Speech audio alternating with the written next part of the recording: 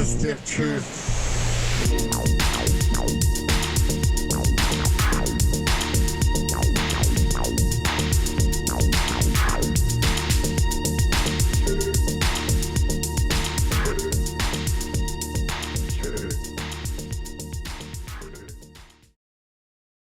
Well, I'm hitting it hard, dude. I'm taking it serious. it's crazy, man. I had a pretty bad caloric intake on Friday when we went to Red Robin. My burger had over 1,000 calories. I had some fries, and then I had a 32-ounce beer. So that's probably about the 1,800 calories right there. Son of a bitch. Yeah, That's but tough times. You know, you exercise though. I mean, if you were just doing that every day and like laying around on the couch, you'd be me. I was about to say too. Oh, that sounds like the life right there. You know what I mean, buddy? Nothing wrong with that. I'm gonna lay around with a pint or a quart of beer like fucking Thor, eating fucking Red Robin burgers with egg on it and shit. Well, good stuff. Good stuff. All right, Bob. Yes. Welcome to the Stiff Truth. How you doing today, buddy? I'm good. I'm glad I'm finally on the stiff truth. I'm glad to be here. Yeah. Doing good. Like we had just talked about, feeling good. A little sore, a little tender. I think I'm gonna go hang upside down after the show, like Batman.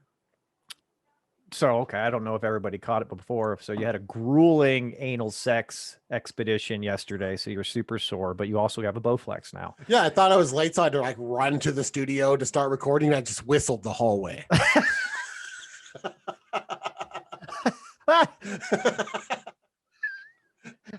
You nasty. You're whistling. You have a trail of something coming out. And it was like leaking. A low whistle too, like a Coke bottle. It was like,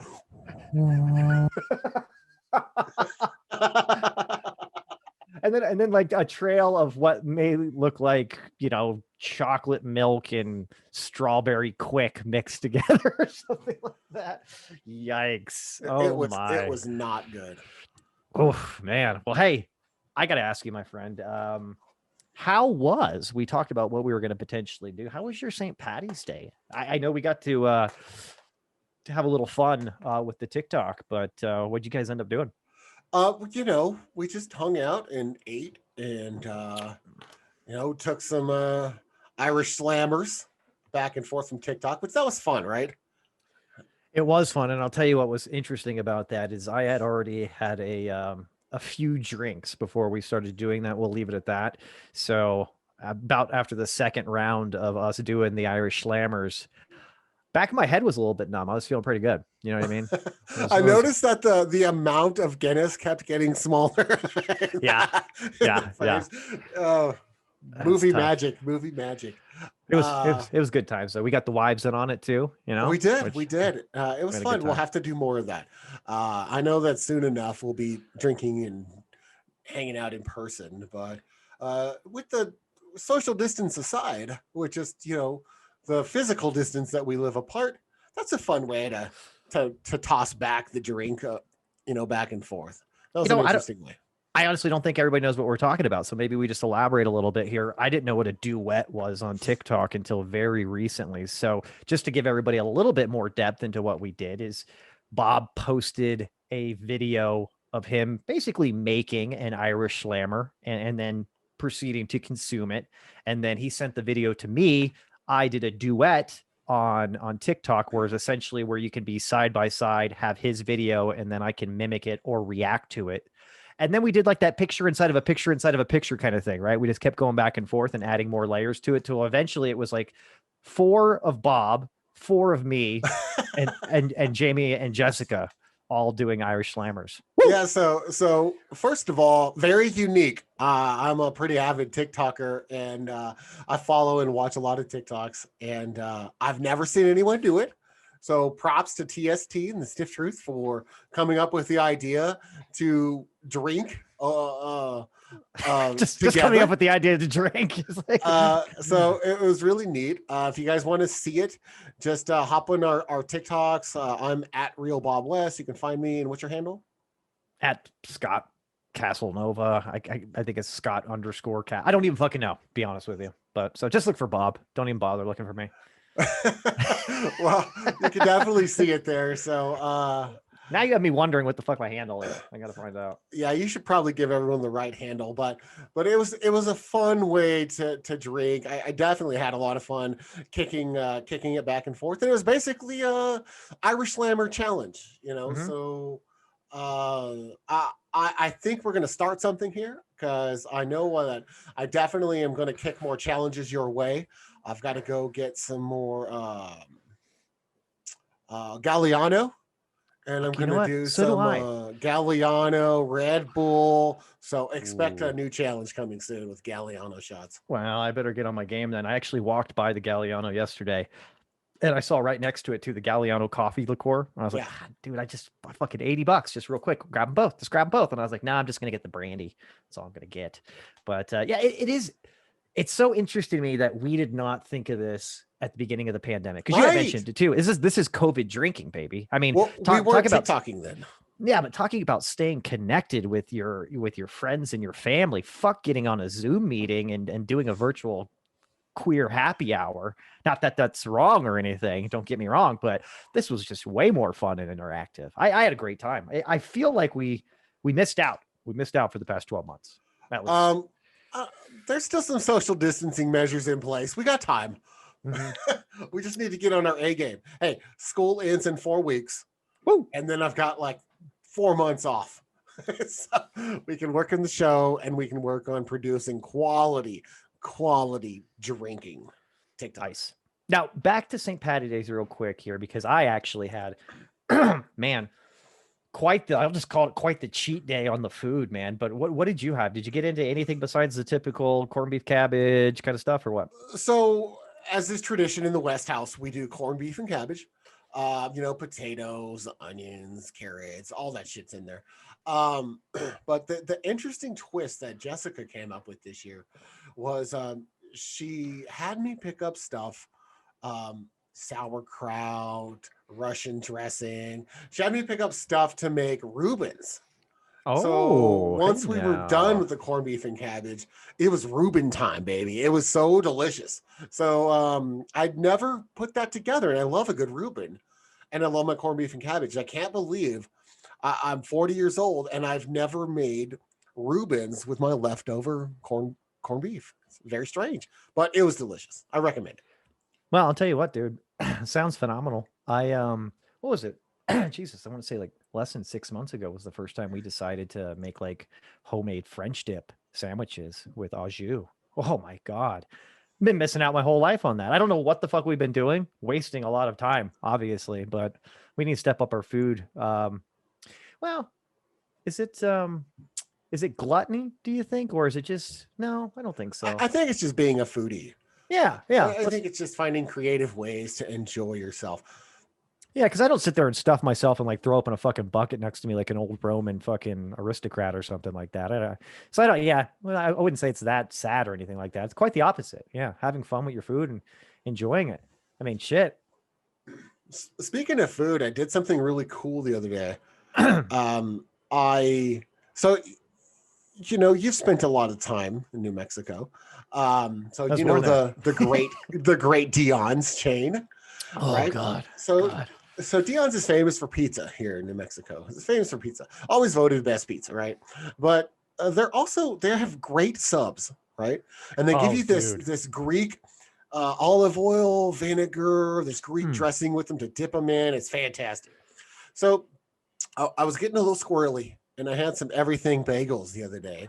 And so I toasted up an everything bagel, heated up some turkey and Swiss on the griddle, melted some delicatessen turkey and Swiss on the griddle, got it all nice and hot and melty, put it on my everything bagel, threw on, I bought a bottle of Greek dressing last time I was there, grabbed that to dip it in, and it was incredible. I was proud of myself for that. I'll tell you what, dude, the pastrami and provolone sub over there at Dion's, and then like right as you get the sub, just take the Greek dressing, the entire thing, and dump it on the inside so it's like oozing out of the sides while you're eating it. That's how I roll. Good shit, man. See, Jess is a dipper. She likes to dip her sandwich in it, and I like to get some and pour it on every bite. We all have our methods of eating our Dion subs, but it's funny that we all definitely have a particular way of eating it with the Greek dressing. Dude, they got I think they have one in Aurora now, which is like east of town, but they definitely have one that's been operational for a few years, something like 4 or 5 years down in Colorado Springs. I used to go just there to get ranch dressing too. They're famous for ranch dressing. Fucking shit. That buttermilk ranch is to die for. But their ranch dressing and then their green chili ranch dressing. It's also very good. It's good shit. I don't know how we sidetracked on food here, but well, we started talking about food. I was asking you what you were eating for Patty's Day, and you made some Reubens. We made some Scotch eggs for breakfast. I don't know if you had a Scotch egg before. I've never had one.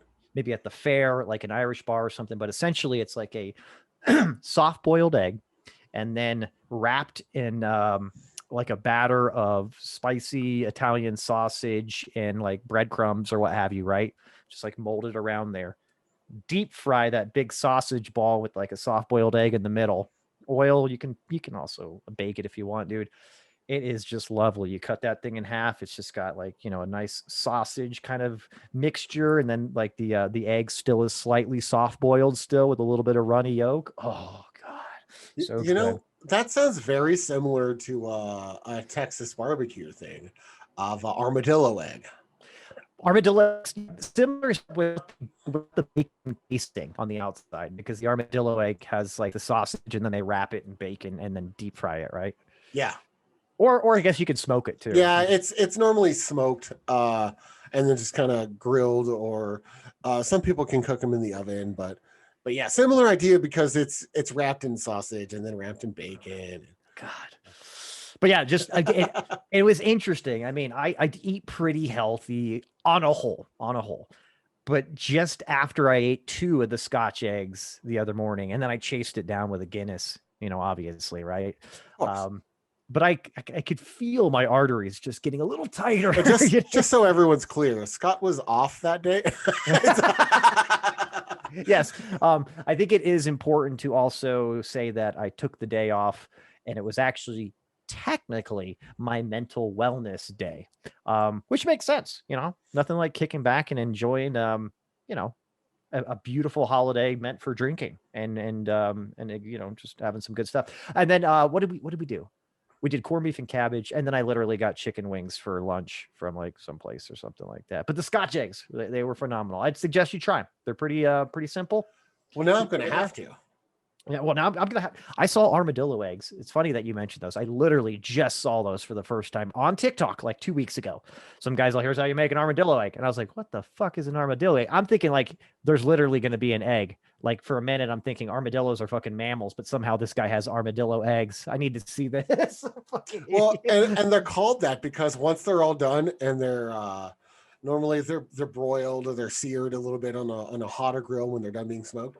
The bacon is wrapped around it in a way that looks like an armadillo's shell, right? Yeah, it has these lines on it, and so it really does look like an armadillo egg or like a dinosaur egg or something like that when it's all done. But very delicious. We have something similar to that. We just our normal poppers and cream cheese and bacon, but I've never gone all the way and wrapped it in, sausage before and then completely wrapped it in bacon. But that's to be not fair, true. You've gone all the way. To be fair, I don't have a Traeger smoker. No, you don't. That's okay. But you know what? I was just thinking. Do you think the armadillo egg would work in the air fryer? Too much grease. Too much grease. Yeah, you're asking for trouble there, I think. Oh. Well, you know me. I like to ask for trouble. I might try it out. I mean, you could probably do it, but it's going to be really sloppy and messy. I think dude, really you the are only just way to do it is on a smoker. You're turning my crank even more. You're like, hey, it might be dangerous. It's going to be sloppy and messy. You're using like reverse psychology on me. You're like, you don't want to do this, Scott. It's going to be sloppy and messy. It's going to taste phenomenal. Oh my God. You could blow up yourself. Well, so it sounds like we need to get together and just like have some like crazy food day. I think we're way overdue, my friend. I think this summer we're going to have to get together. I think late summer would probably be good. I got some shit going on earlier in the summer, but maybe we carve out some time, like in August. I'm thinking we just have a food explosion bonanza at your new pad. We break it in too, you know? What do you think? Yeah, no, I'm down with that. Cool. This pad's definitely made for hosting, for sure, 100%. Well, tell Jessica it's on the books already. No questions. But hey, man, now I'm fucking hungry. I literally just had a huge like bacon, egg, green chili, like hash brown breakfast like an hour ago, and I'm already ready to rock and roll. So going to pivot a little bit here. We had the opportunity to talk about this. It's probably can I say that free agency in the NFL draft is probably the most exciting time since the Super Bowl ended, right? For football fans. So yeah, and the NFL has this amazing little trick that they do to stay relevant in the offseason. They're the best at doing this. Oh, because dude, yeah. how they have their pro day, right? With the draft prospects, then they have their draft, they have their mini camps, then they kick off the HBO series with the worst team or whatever, and starts following them around, and then the season starts, and so and it goes all the way for like 6 months of football, like Hard right? Knocks and shit too, you know what I mean? Yeah. So they always have this little during that 6 month of off season. They just every couple of months they have this event that draws you in a little bit and makes you focus on the NFL, even though the season is months away. It's very, very intelligent how they keep those ratings up and they keep that interest peaked year round. I'll tell you what, it's actually extremely smart because even in the little lapses of these things going on in the off season, there's usually somebody that's willing to jump on the grenade. That's a high profile elite NFL player that has multiple sexual misconduct allegations against them or something like that. You know what I mean? So that's always exciting too. Keeping NFL at the forefront. They're like, who's getting hit with sexual allegations that we've been sweeping under the rug? Watson? Yeah, Watson. Put him out there. Put him out there. We need ratings. Wait, I mean, we've been sweeping for a while. What's he up to? 6 counts? Amazing. Let's get this on. It'll be front right, page news, baby. We didn't hear 1 through 4, but we magically heard 5 and 6 all of a sudden. How does that happen? Hey, I'll tell you what, man. But there's been some pretty exciting things moving around and shaking up. Now, some of these things, you know, obviously in the free agency here, some of them are just solidifying keeping people right at the end of the day, because you don't want to lose people. You got people on the franchise tag, you've got people, you know, whatever, right? But I will tell you here, out of everybody here, somebody I want to start talking about right out of the gate, because they've spent a lot of money in free agency, and a lot of analysts are saying, wow, watch out for these guys, and you can never count them out. But the fucking New England Patriots, I don't know. Always good with free agency. Dude, I don't know if you've seen what they've been up to over there, but I think, and I'm just going off the top of my head from watching the NFL Network the other day, but they've already spent like 148 million or something like that. Of course, they retained, excuse me, Cam Newton for another year.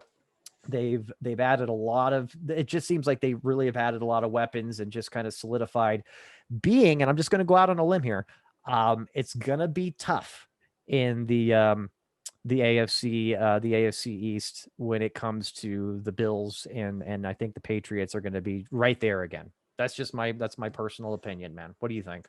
Well, their front office has always been amazing. Not just with free agency, but with also draft prospects, right? And then dumping aging free agencies instead of paying them and trading them for, you know, effective free agencies at a lower cost to better their cap, and also trading them with draft picks.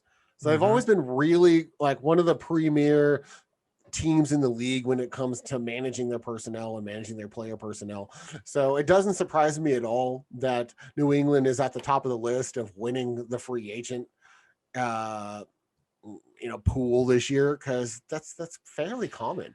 You know, and this kind of gives me a little bit of insight to the kind of play calling that old Belichick's going to be doing. But he spent $50 million on Jonnu Smith, $35 million on Hunter Henry, 2 elite tight ends. What do you think he's doing there, bro? A lot of 2 tight end formations. He's going to go back to the double tight end set, like when they had Gronk and Aaron Hernandez.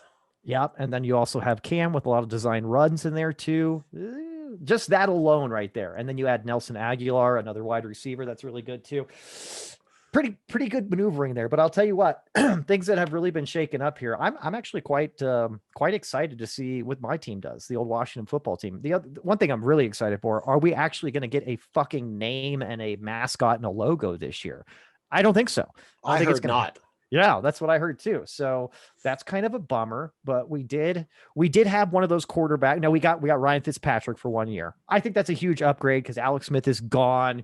We didn't really have anybody else there. I think we signed Henneke or whatever, that guy that looked really good in that last game for us or what have you, as a backup. But you've got somebody that could be very explosive given a clean slate, I think, and Fitzpatrick. And then we added Curtis Samuel. Not only to be opposite of Terry McLaurin, but also work in the backfield with Antonio Gibson. Yeah, we could have a very explosive, high-powered offense. And what I just saw as of, I think, yesterday is Kenny Golladay got himself a nice big payday with the Giants. So all of a sudden here, it looks like the NFC least might have a little bit of a shot in the arm. No pun intended with the COVID stuff going on here. What do you think, baby? Yeah, and there's so many big name free agents that are moving around this year. Seriously, dude, it's pretty crazy. Let's see. Juju Smith-Schuster was being shopped around. He must really either like he must, and how would you not? I mean, he probably loves working with Ben Roethlisberger in the sense that he's sure he's going to be a Hall of Fame quarterback, right? I would just imagine with the amount of Super Bowls he has too. So he actually forewent a shitload of money from the Ravens. And think about that. For somebody that could make a lot more money and probably be on a team that's more poised to be in the playoffs, like more consistently in the near future, he said no to the Ravens. He also said no to the Chiefs, believe it or not, too. Yeah. So something's going on there. He said that he loved the city of Pittsburgh and all this shit. I think it's a bad move personally, but he's going to be a free agent again next season. So what's the harm in staying with the quarterback that you've got, a nice chemistry with? You guys were undefeated before you shit the bed last year late in the season. So, maybe he's like, I'll just play it out here. I got things comfortable and then I'll get a bigger payday, maybe with the Ravens, Chiefs or something else. But that was a lot to turn down, if you ask me. I don't know. That was like almost a Green Bay Packer type move in the sense that not a lot of people usually end up leaving Green Bay when they go there. So good job, Pittsburgh, is all I can say, because that was pretty dicey. But then you look at, we talked about this too, the Cardinals, baby. Cardinals are looking real good, man. They've got now AJ Green. I was going to mention the Cardinals. They're having a great offseason. Yeah, dude. So AJ Green, Kenyon Drake left though. I don't know where he went. He went to the Raiders. Interesting stuff there. Yeah. So the Cardinals, though, I mean, they've come up. I mean, they got JJ Watt, so that's going to help out a ton, right? Because you got double team that monster. You just have to, or he'll take advantage of someone one-on-one. So that opens up the other side of the line to a rush attack, because now you're shorthanded, and so whoever has JJ Watt typically has an easier time getting at the quarterback. But it's not just him. AJ Green is making an appearance in Arizona.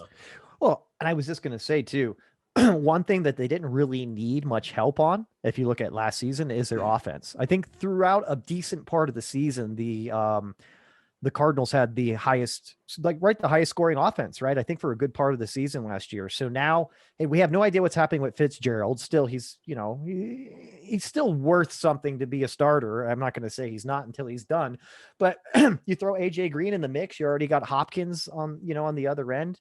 You've got their squirrely little, Kyler Murray, their quarterback that can, that's a pretty dangerous team. I'll say now the Buffalo Bills went ahead and picked up Emmanuel Sanders too.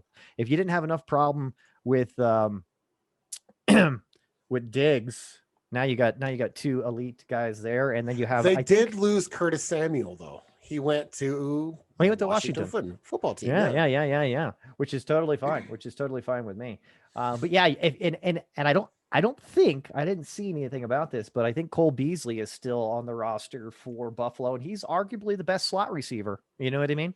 So Buffalo Bills probably coming out high powered as fuck. Yeah, and I don't even think arguably after the season he had last year, I think he solidified himself as that option. Yeah, Buffalo's going to be pretty dangerous this year. And then we kind of the big elephant in the room for the last couple of years. The Cowboys actually signed Dak Prescott to a contract, which is good because you need that commitment coming from the face of your franchise. You can't just wave him out there, as you've seen with Kirk Cousins. It devastates your team. It devastates the morale. It devastates the chemistry. And they've already had a problem. And you saw it last year, especially offensively from the Cowboys, that they just had a huge problem because they didn't want to address it and they didn't want to spend the money. And honestly, they still spent $40 million a year on Dak Prescott. Yeah. So, wow. Dude, before he got injured last year, he was lights out, like on his way to be like an MVP candidate, hands down. You know what I mean? Before he got injured. I mean, the Cowboys were scoring at a scary pace. Their defense was letting people score just about as much. So it was kind of a wash. At a historically bad pace. Yeah. Their defense was historically bad. Not just for the Cowboys, for the National Football League. They had one of the worst defenses that's ever existed. Well, I'll tell you what, can we just say this too? Unless you can think of one that's worse, but so far in free agency, the biggest shit the bed move is definitely, if you ask me, Andy Dalton to the Chicago Bears. I'll just go ahead and say this. I have a big feeling Chicago Bears are going to be last in their division this next year. That's my personal thing. I don't think that move made a lot of people in Chicago happy. I don't think it pumped up the team at all. And I think Dalton's about done. You know what I mean? There's a reason why you guys didn't hang on to him either. It'll be interesting to see what they're going to do. The thing that the Bears have going for them is they have one of the best defenses in the league, right? So if they can get a good running game that keeps that defense off the field, they can actually have success, old school football style, smash mouth, control the clock, use your defense. And Andy Dalton can be that guy that minimizes risk, that Alex Smith type of quarterback. He can't. He's not going to go win you games and gunsling it, but can he go get you to the playoffs and not have any turnovers in a game that he can't have any turnovers? Maybe. And maybe that's their thing, because Mitch Trubisky, it was all or nothing with him. So there's that inconsistency. So instead, you're going to go with a more consistent veteran quarterback, and Andy Dalton or not, I don't think it really matters. You could throw any veteran quarterback, Ryan Fitzpatrick, kind of anyone in that, column. Hey. But any veteran quarterback that's able to read defenses and kind of mitigate his risks and with that defense, and you're going to have a chance. And I think that's what they're looking for, is a chance and someone that can get them from A to B as they start to draft and try to find that quarterback. And Andy Dalton physically does have a few years left. Maybe he is that guy that can get him, not to have to rebuild right now when you have a championship caliber defense. And maybe that's the thinking. I don't know, but he's definitely not going to gunsling them and win a 40-30 game against Aaron Rodgers. No, he's still got a very elite receiver. They did retain Allen Robinson. Oh man, that guy's good. Which is, I mean, as long as he's somebody you can throw it up to, I mean, you've got a chance there. But I will tell you this: talk about clean slates, man. I'm very interested, and it may be maybe not the surprise team for 2021, but I think the Indianapolis Colts are gonna surprise a lot of people. I think they're gonna come out guns blazing. I think this is exactly what Carson Wentz needs. You know what I mean? Hopefully he's got a decent line. I think he does, better than the Eagles, right? And they re-signed Marlon Mack. Hopefully he doesn't get injured. But I mean, I don't even really need to talk about the rest of their team. They were phenomenal last year with Phillip Rivers. So again, Wentz is somebody now that has a decent amount of experience, right? You can call him a veteran, and there's nowhere to go but up with that guy, if you ask me right now. I mean, a few years ago, that guy was looking like he was, MVP kind of caliber guy, hands down. And then I don't know what happened, man. I don't know if there's he got in a funk. Do you think it got to his head? You know what I mean? I have no idea really what happened to Wentz. Is that more, do you think it's more the Philadelphia Eagles' fault, or do you think this more lies on Wentz's shoulders for what happened there last year? It's both. I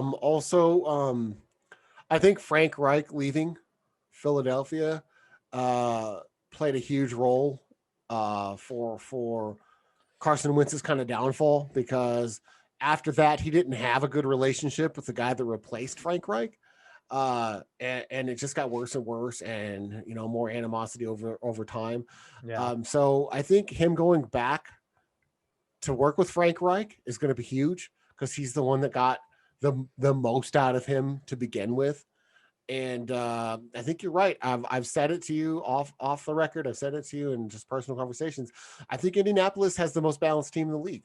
I don't think they're great at anything. I just think they're good at everything. And when you're good at everything, that ends up being a pretty good team. Yeah. Well, and I have no idea what's going to happen with the Giants, but I think picking up Galladay, if he doesn't get hurt, that's going to be pretty phenomenal for that team's offense. But I will say this, just kind of looking at everything's poor New York Jets. That's all I can say. I don't know. They're rebuilding. They're dumping everything. They're trying to get as much draft picks as they can. They're trying to free up as much cap space as they can. And they're going to do what the Dolphins did a couple of years ago and running a bare bones, low budget team and try to build and then hit it hard and minimize their road to recovery. I mean, we saw it happen with the Raiders, and hopefully the Jets are being managed that way and they can turn it around. But I mean, we've known the Jets for our whole lives. It's just a terribly ran organization all the time. This is like really common. True. This is really true. I mean, I think I'm just kind of thinking back, dude, who was at the helm when they were decent. I would have to go back to Chad Pennington and then the brief time that Brett Favre, Bill Parcells was coaching that team. Yeah, you know what I mean. That's a while ago too. Well, 20 years ago. I'll say this, even though one of them may not be like a surprise or anything like that, with the change in personnel or the lack of extremely valuable personnel, I think if I had to pick two teams that I think are going to be surprisingly good and competitive and will be in the playoffs this next year. I know one of them is going to sound stupid, but I think the New Orleans Saints are going to really surprise a lot of people with Jameis Winston and Taysom Hill with everything else they already have. And then I think the New England Patriots on the AFC side are going to give people a lot more trouble than they think. Those are my two dark horses for the 2021 season. Patriots. Yeah, Saints. I completely agree with you on the Saints thing. I think that there's going to be a lot of surprised people that Jameis Winston is going to be a lot better than he has been, a lot better than anyone thinks he's going to be. And I don't doubt if that offense runs more effectively next year than it did last year under Drew Brees being banged up and 40 years old. And not there half the time. You know what I mean? Right. He was out for weeks, right? And I think did he play a decent amount of the season with multiple broken ribs? I mean, he's a fucking beast of a man, has a high pain threshold, but that can't be good for accuracy and just longevity, you know what I mean? Throughout an entire power, game. Right? Yeah. He was very limited with how far he could throw the ball downfield and how often he could go down the field and throw deep balls. And it hurt the team in an offense that's typically created to be high octane. He couldn't drive that car anymore. He just couldn't physically do it anymore. And rightfully so. 20 years of being, tackled by the biggest, fastest, strongest, largest man on the planet, I bet wears on you. Yeah. Especially when you're, I think he's 5'11 and a half or something like that. You know what I mean? Yeah. His 6 or 6'1" is very generous. Yeah. Yeah. Like when he's got his cleats on, you know what I mean? Yeah, on concrete. Yeah. I just got like a little image of Drew Brees tap dancing on concrete for some reason. They're like, all right, come, let's measure you. And he's like stretching as much as he can, get that half inch. All kidding aside, dude, somebody that can chuck that ball very far is Jameis Winston. He's got an arm on him. Dude, he's got a cannon. Yeah. And he's a good quarterback. As far as last year, he threw 33 touchdowns. Man, he threw 33 picks. So he's the best quarterback for anybody on the field. Oh, sorry, that was 2 years ago. But if you can just simply cut his picks down by 30, 40, 50% and keep that touchdown there and give him Kamara to check down to and all these other benefits he's going to have. I think there's a lot of potential there for the Saints to be a 10, 11, 12 win team. Well, here's the other thing, dude. If you remember, we're just talking about him. Brett Favre was a gunslinger, dude. He had a lot of fucking stupid picks too, but he had just more touchdown passes. You know what I mean? And I think that's sometimes. Yeah. But and I'm not saying that Winston is like, oh, he's a next Brett Favre, but I'm just saying for somebody that can be a little careless with the ball, more so than probably fans would like. Yeah, there's still, again, like you said, he just adjusts that little ratio a little bit more touchdowns to interceptions. So you're not the best guy throwing the ball for anybody on the field. That's going to be very helpful. Well, and simply having Michael Thomas to throw the ball to, and then checking down to Chimera. Yeah. I think that shaves off alone 20-30% of your picks. He's like, oh, I'm in trouble. That's a risky throw. Where's Chimera at? Let me just throw it to him. He's like 8 yards away. You go do your thing. Oh, look, he made 5 people miss and he got a first down for me. That's his benefit, and that's his safety valve. And it's going to be similar to Phillip Rivers back when LaDainian Tomlinson was in, in San Diego. Speaking of that team too, I was just thinking about it. They lost Jared Cook. Jared Cook went somewhere, but honestly, he actually went to the Chargers, who lost Hunter Henry. Interesting. So he went to the Chargers. Good move there. But then I thought about it. Not really a big loss for the Saints because they got Taysom Hill. He's like the all utility player. You know what I mean? He easily can just step in for Jared Cook if they let him. I mean, he's like Tebow, right? He's made to be like a tight end. He's a little short, but still big guy. Let's give him some credit here. Let's give him some credit. He's better than Tebow. I'm just going to say that right now. Maybe. Right. Look at you got a hard on for Tebow, don't you? You're a Tim Tebow fan, aren't you? I think he deserved to stay in the league. Yeah. But even still, I don't know what their plan is at tight end, but it doesn't really. As long as they have a tight end that's short-handed, like a Jason Witten, someone that can catch the ball at 8 yards and fall down, that's fine because they have the other spots to open up the defense with the number one, probably the best receiver in the league, at least top 3 with Michael Thomas, right? All around receiver that can do everything for you, very short-handed. And then they have Chimera that they line up all over the field, just wreaking havoc. Very much how Pittsburgh used to do with Antonio Brown and who's their running back that kind of washed out. Oh, Le'Veon Bell.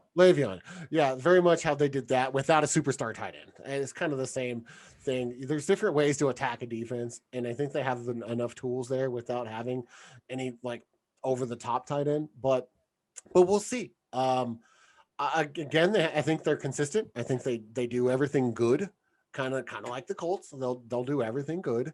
Their defense is good. They get pressure, like they'll be fine. I think a lot of people are expecting them to rebuild, and I don't think they're going to have to. Yeah, and usually they would, you know what I mean? But I think the selection of the personnel was so fucking smart. But a head scratcher at first, I will admit, when I read about Taysom Hill and Jameis Winston, I'm like, okay, so I guess we're just more of the same. But then I thought to myself, actually, no. I mean, things were actually going really well with that formula. We just didn't get this really see it enough, right? Or we maybe thought it was a downgrade from Drew being out for a little while, right? And when Drew Brees was hurt, I think they won every game. I'm pretty sure they did. I mean, I'm pretty sure Drew Brees, and I'm not saying they wouldn't have been there if he was in. I think it's a no-brainer. They would have probably won those games. But yeah, I think they got to the playoffs because of that formula that they just kind of doubled down on, right? In the offseason. And it's cheap. Yeah, that's the other money really in other areas. Like $15 million for Jameis Winston this year. Yeah, well, Dak is getting paid $40. Well, hey, let's face it. Jameis Winston may have a chip on his shoulder and all that shit from college and everything, but you can't really negotiate too much when you threw just as many picks as touchdowns a couple of years ago. You don't have a lot of room to fucking put your balls on the table and be like, "Give me my money." Like, no, you're going to be lucky that we re-sign you, and you're going to do your job. Take your 1 year at $15 million and bet on yourself. And try to go earn a good long contract and have a good year and work hard. That's what you do. I'm going to ask you one more question, Bob, and I want you to put your feelings aside here. I'm going to try to do the same.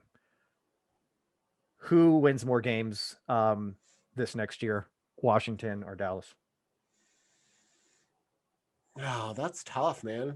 I don't know. I mean, 7-9, 8-8, 9-7. I think that Washington is more balanced.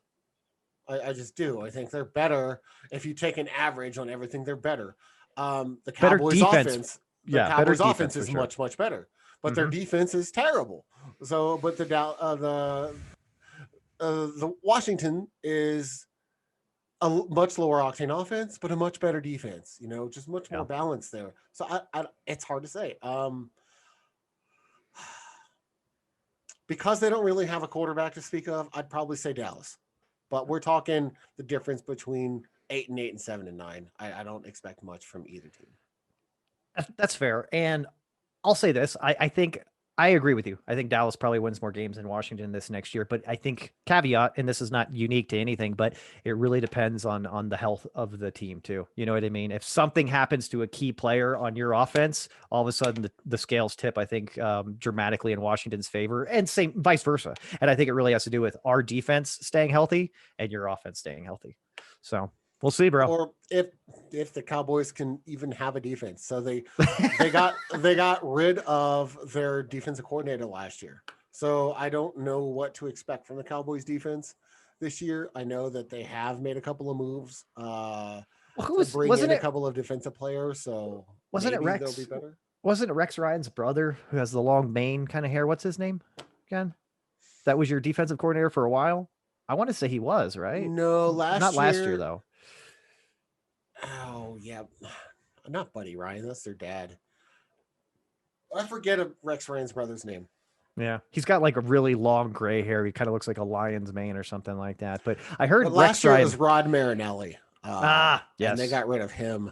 And it's weird because he's always had a pretty good defense. So it's kind of strange, but I don't know. I have no idea, dude. I can't even expect or give you any sort of appropriate answer to how good the Cowboys defense is going to be. I can tell you their offense is probably going to score like 28 points a game. That's about it. I guess you could say this, right? If you're going to be optimistic, the defense may not upset you any more than they did this last season. There's only going up, I think, in this. Well, the bar is super low. They are destined for improvement because you have to be better than historically bad. You have to. There's nowhere to go up on that one. Well, now that we've literally took a good chunk of our time talking about the NFL, I kind of feel like, people that are avid listeners to Joe Rogan, and they really love when he has like super intellectual type professors on there. And, they tell their friend, like, hey man, you got to tune into JRE, man. It's great. He's got some really dynamic guests. And then literally it's just some asshole talking about MMA with him for like 3.5 hours. Yeah. Now that we've lost like all of our core listeners, we could probably move on. But I mean, as you guys all know, the NFL is near and dear to me and Scott, and we're going to keep talking about it. And it's not like we talk about golf and basketball or hockey, which I love all those things. I just don't love to talk about them on our show. But we're always going to talk NFL, which is always are. I'll tell you, I'll leave you with this too. We joked about it a little bit, but fucking Deshaun Watson, man, what a fucking dumb move, dude. And I don't care. I got to give the benefit of the doubt. Maybe these are all empty allegations. You know what I mean? All 6 of them. but seriously, you know how it is. It's kind of, I hate to say this because I hate to be a cynical type person, but the Me Too moment can kind of bring people out of the woodwork that are just looking to burn people and get money or whatever too. So it's hard. It's almost like the boy who cried wolf kind of scenario to a certain extent, but regardless, this guy literally was poised to be probably the hottest free agent on the goddamn market. Like, where is this guy going? Like the next Michael Vick type guy. But you know what I mean? And then all of a sudden this shit happens and now nobody's talking about where he's going. It's more like, is he going to be able to stay in the league? It's tough, man. But we were talking about this. It's gotta be really hard. If you think about us in our early 20s and think about a lot of these guys, they are literally thrown in a very short period of time into super fame and super fucking rich, you know what I mean? In like a 6-month period. How do you handle that if you're not a mature person? And we both know this. I don't think people typically, the vast majority of people are mature enough to handle that kind of, we'll just say, financial power and position in society at that age. It's really hard for you to put all that on a young man. So you have to hire a handler. Yeah. You do someone that is literally like the father figure that you pay a couple hundo a year that all they do is keep you in line and make sure you're not being a fuck up. That's the only thing I could say is like these teams like need to make sure they hire handlers. And it's not like it's not a thing, because it's definitely a thing where NFL teams assign a personnel member or hire someone to be their handler to keep these to mitigate risk with these young guys. You know what? He actually did that, but poor decision, because for a father figure and handler, he picked up R. Kelly. So that's maybe kind of where things are at. He's like, "Are you ready for your massage now?" Zip. Yep. So, what's going on? It's really warm in here. Oh my God. Jesus. That smell? It smells like asparagus. So I don't know. We'll see how everything plays out with all of this, but it is very, very sad. And you're right, and he wasn't even a free agent. He's under contract. He was just trying to force his way into a trade because he doesn't want to be there for apparently a rebuild.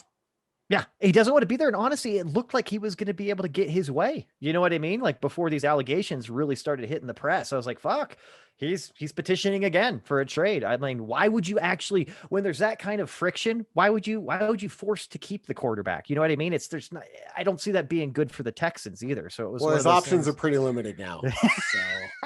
So look, dude, you're going to get out there and throw the fucking ball or you're going to jail. Right. It's almost too convenient for the Houston Texans. Right. All 6 women are like they're daughters of like people that work in the front office. Right. You never know.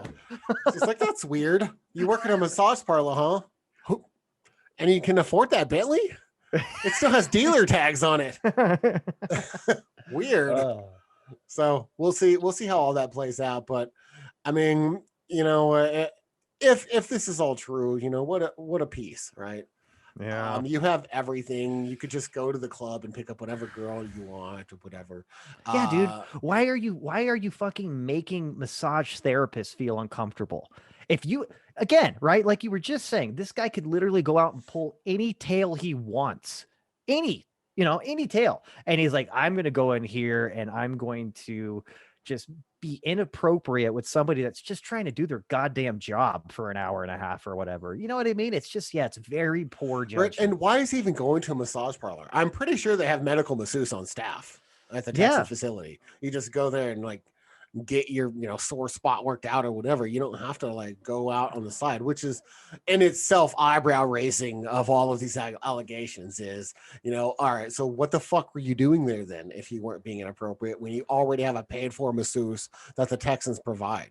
Or if he really wanted to be incognito, just charter himself a plane over to Epstein Island. You know what I mean?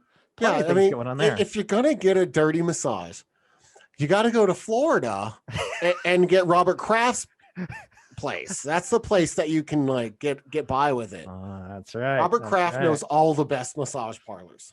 That story went away pretty quickly, didn't it? A couple years ago. You know what I mean? It did. Yeah, Robert Kraft. That's what happens when you have millions and billions. So you're not quite there yet, Deshaun. Yeah, I was gonna say I think he's in the billions category, but again, fucking you start giving away Bentleys like that.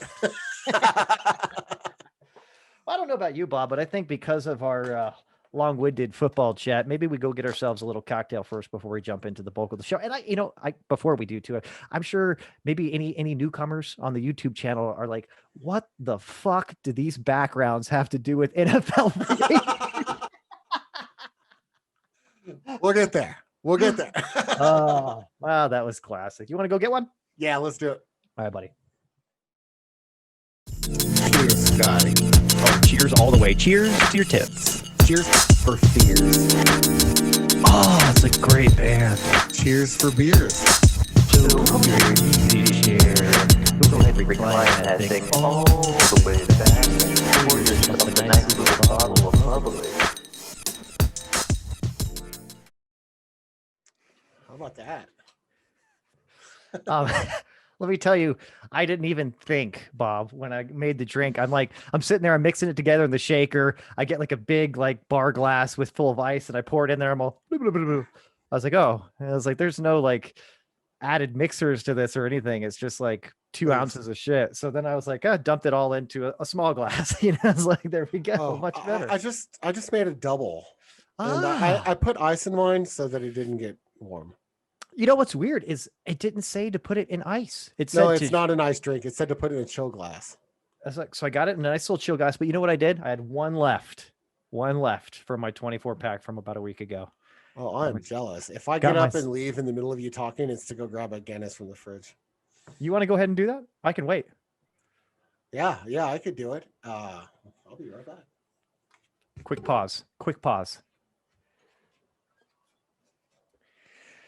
Well, so everybody knows, Bob is going to be gone for a couple of minutes. He was a little bit jealous when he saw my Guinness. And I don't know how you couldn't be, really, because this thing is frothy. It's like chocolate milk. It is gorgeous. And he can't be without one. So he's back. That was really, really quick. No stairs involved, buddy. No stairs involved. You're not winded. There's no beads of sweat on your head. You're doing good. There's a fridge full of beer, 15 feet in that direction. Yes.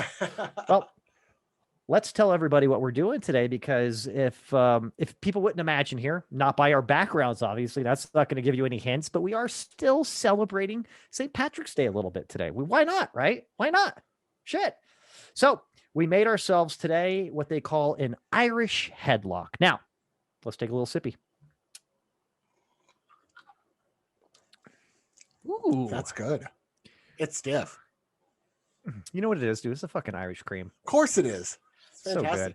But to give everybody a heads up on what this bad boy is here, it's not our typical big fancy iced drink or what have you, but it is a half ounce.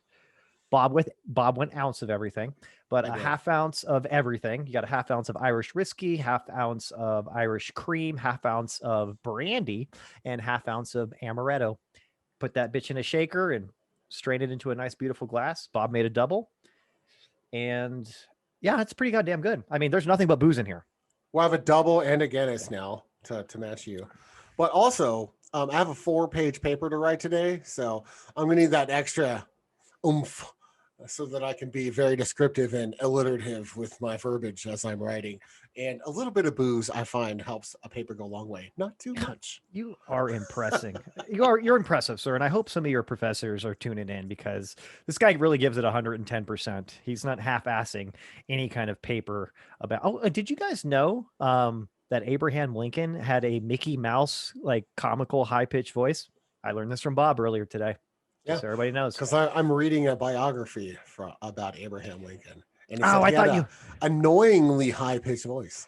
I thought you had like an audio book that they were able to find that was like an old Abraham Lincoln audio book that was actually him talking 7 years ago.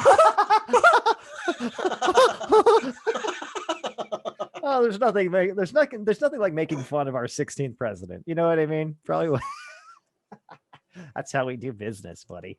But Bob, let's get into it today, man, because you're going to have to take the lead here on what we're talking about. Partially because I am not incredibly savvy when it comes to computers. But this is where people can finally understand our backgrounds. Looks like kind of ominous, a little bit deviant, right?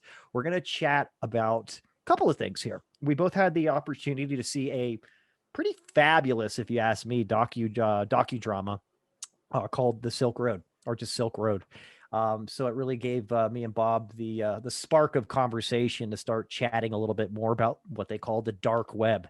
So got to get into some details about that. We're specifically going to talk about the Silk Road. If anybody doesn't know, just very high level, it was a anonymous marketplace on the dark web, primarily used for drug purchasing and trafficking, but did have some other seedy elements too: firearms, child pornography, sex trafficking, so on and so forth. But Bob, I'm going to let you start this off. Take it from here, buddy. You can't ever have something good without someone using it for child pornography.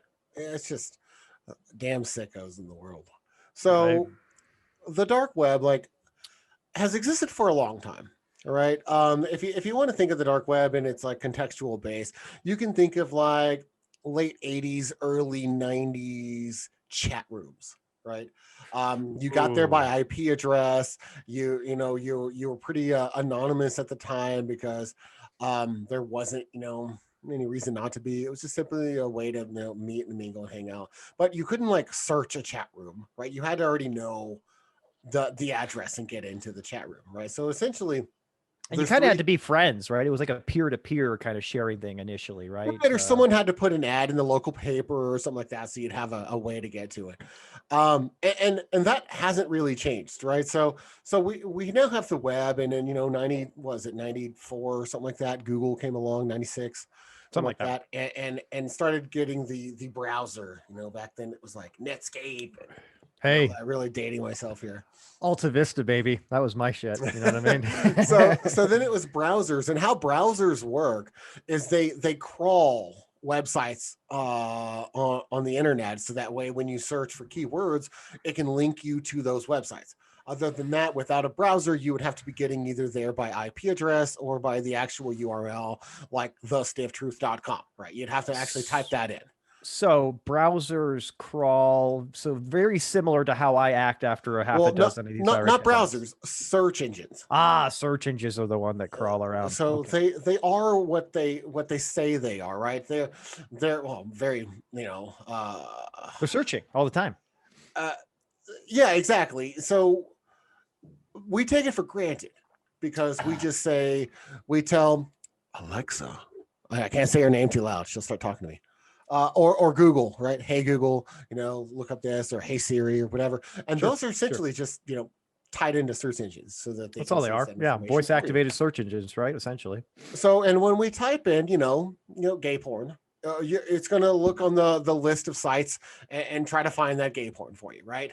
I say so nonchalantly. Your web browser's like, try. I've got that shit saved. Look at my recent history. You've got cookies, buddy.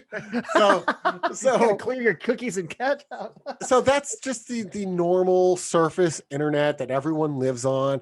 You type in Fox News, whatever, you go and you look at your sites. That's all the top layer internet. Like if you just do a Google search for the Stiff Truth, you'll see the stifftruth.com right at the top there, because that's where we live, right? Now there's another layer below that called the deep web.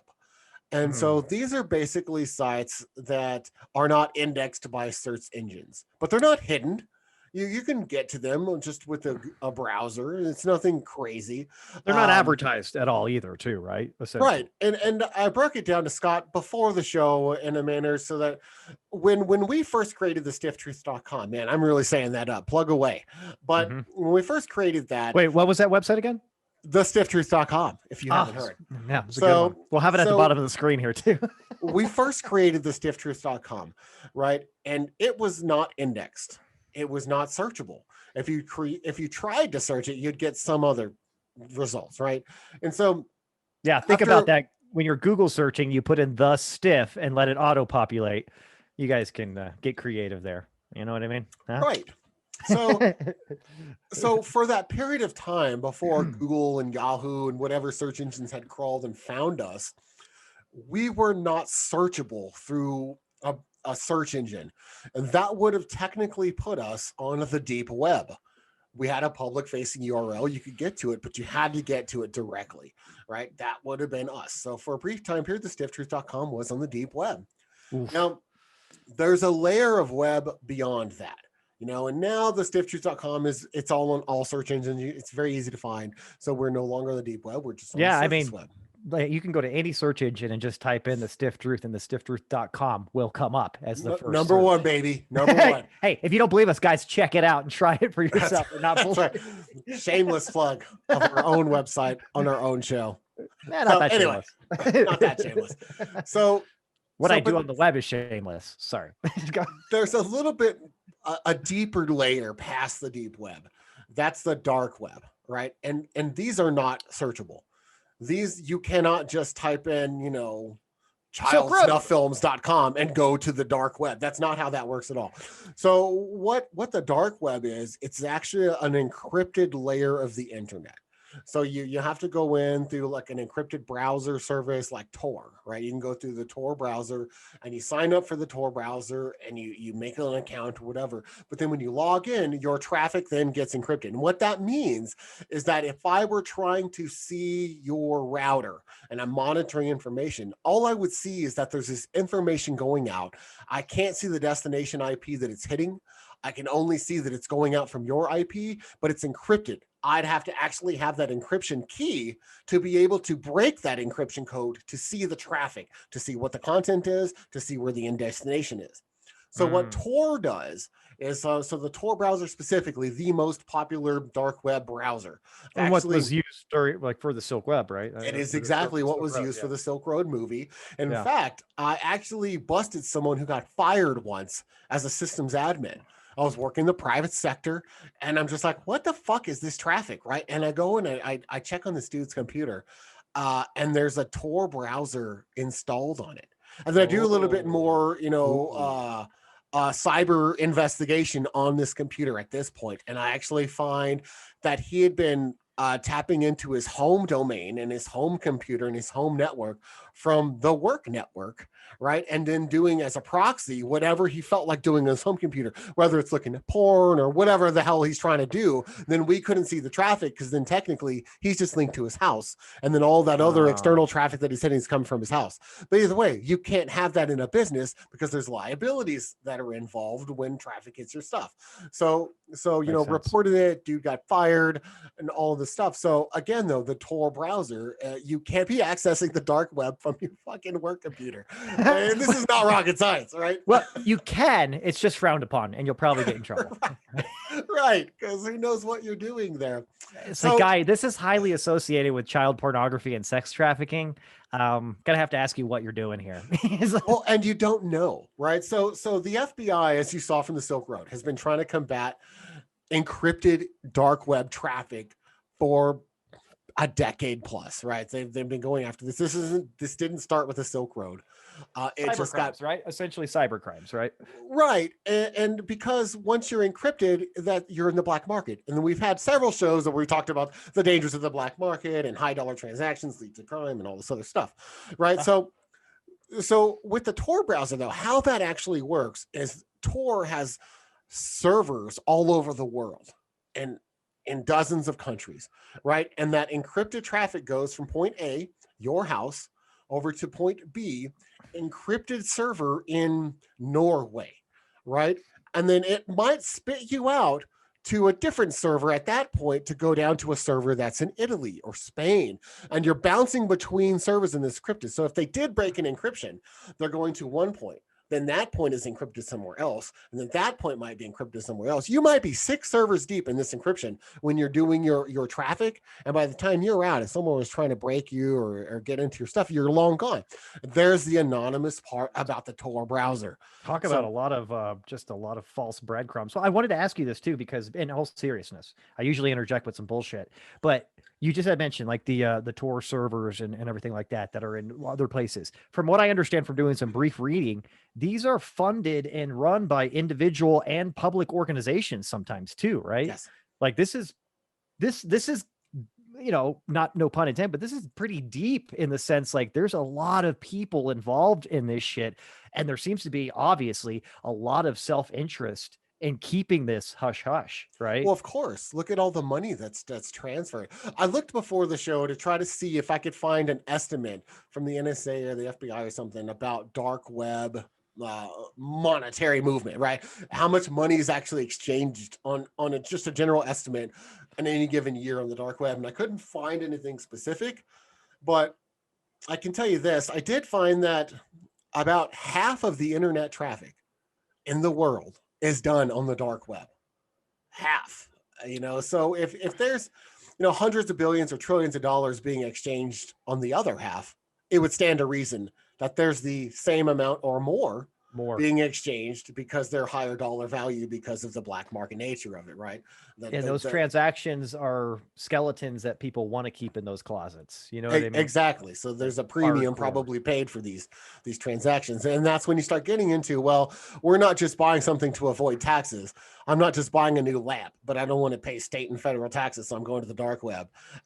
In theory, yes, that would be great if that's what you're doing. But obviously, people start using it for more sinister means, and they start trading actual people, sex slaves, children, crimes for hire, hit jobs, arms, weapons, you name it.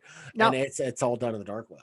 Let me ask you this, because from my understanding too, the guy that created Silk Road was actually somebody that wasn't very sinister in what he was trying to do. You know what I mean? He was literally, which I love to hear, he was a hard fucking core libertarian in the sense that we should, as people, have the freedom to purchase whatever the fuck we want if it's not harming anybody else. So his big thing was, why shouldn't they be able to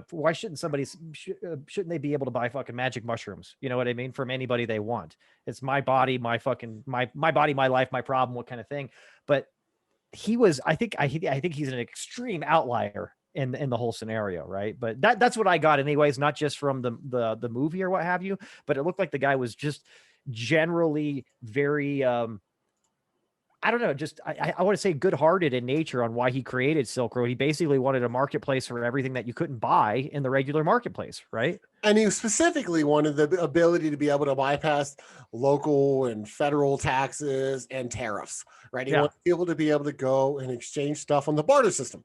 Yeah. And bypass all governments, whether they're in France and it's their government, or they're in here and it's our government, whatever. That was the intent. It was a very true free market libertarian viewpoint, and that's kind of what he built.